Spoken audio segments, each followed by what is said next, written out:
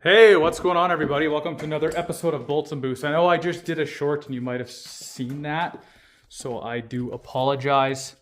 But the Porsche pipes are out, and it is, I just want to say right from the forefront that it is much less of a burden than the internet says it is. We're about 6 hours into this thing right now, and as you can see, the pipes are all in there, so it wasn't all that bad. It wasn't bad at all. To be frank, the real only issue we had was the bottom big, large pipe on either side where the O-rings sit has a large metal ring, obviously, that sits between the plastic. So it sits between the plastic, basically. It's where the O-ring sits. It's the support for the O-rings, if that makes sense. So when you press it in, it's pressing the O-ring against the metal housing. So you can see the new one down there, the big one. We got a coupler on it now. But that was the only part that was really bad. And I say it's really bad because somehow you have to take this out. And we ended up bending it with a pry bar from basically right here with a hammer. And then we used an air hammer with a very blunt edge, so we didn't score the inside of that housing, because that housing is actually a part of the block. We ended up scoring it just a little bit, and the reason why it scored is because we were using things like this, which is actually really dull. It's not a sharp pick by any stretch, and a small little screwdriver just to get leverage and bend up the plastic after that metal ring was out, because the plastic was still stuck. I'll see if I can put pictures up for you guys of the process here so far, but like so far, this job has been really easy. I'm gonna stop the camera here and flip you around. All right, so yeah, that's a lot better. So we got the new water pump on here. The old one was the plastic fin OEM one, and it was starting to weep out of the weep hole. As you can see, there's some coolant there. So good time to change that. My thermostat looks absolutely mint. It's got some, some stuff on it, I guess. But other than that, it's in really good shape. That was really easy to change. You just need a large socket, and I'll tell you exactly which socket I used. Just so you guys, if you're doing this, you'll know. I used a 30 mil socket to put that guy on. It worked like a charm. I know they sell a tool for it, but don't. Just get the socket. All of the O-rings used this super lube here. We decided that we're not going to change out these rubber hoses just because these are in such good shape right now. And, don't break something, or sorry, don't fix something that ain't broken type of thing. We are going to put a little bit of RTV silicone on these. With those, what else can I tell you here? Nothing really was a difficult thing. I was leaking some coolant out of here. I was leaking a little bit of coolant out of all of the passages. You can see it on the old pipes here.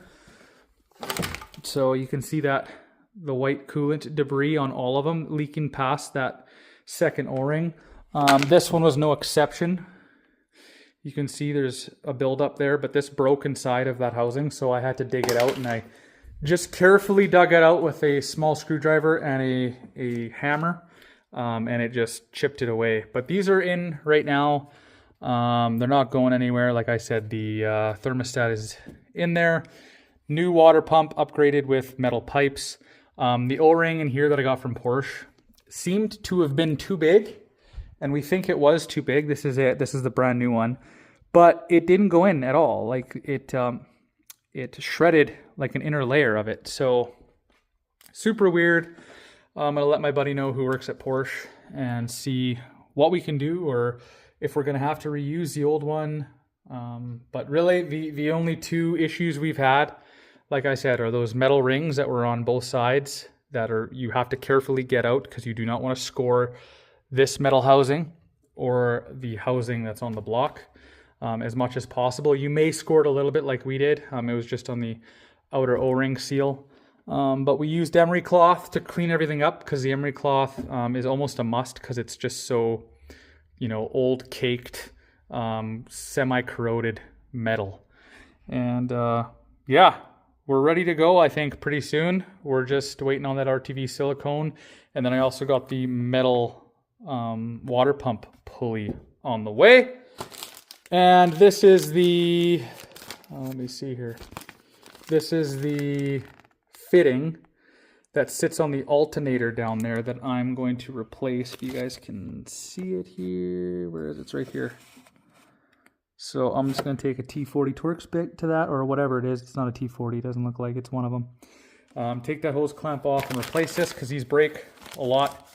And I'm just going to replace it with a brand new plastic piece. So it's one less thing that I have to worry about. But anyway, I just wanted to tell you guys, do a quick video, that this is not nearly as bad as the internet says it is. Now, granted, it might help that this thing only has 70,000 kilometers on it. That may help, but nothing I don't think is super, super difficult. One thing I wanted to compare this to, and I even asked ChatGPT, is to compare it to my Lightning that I did, because I thought that my Lightning was a lot more work than this, and Chat was continually telling me it wasn't. And I'm like, well, whatever, I guess. I did a lot of research and this looked easier. Now that I've done it, it is easier. I don't care what Chat says. This job is a hell of a lot easier than replacing the intercooler in a SVT Lightning.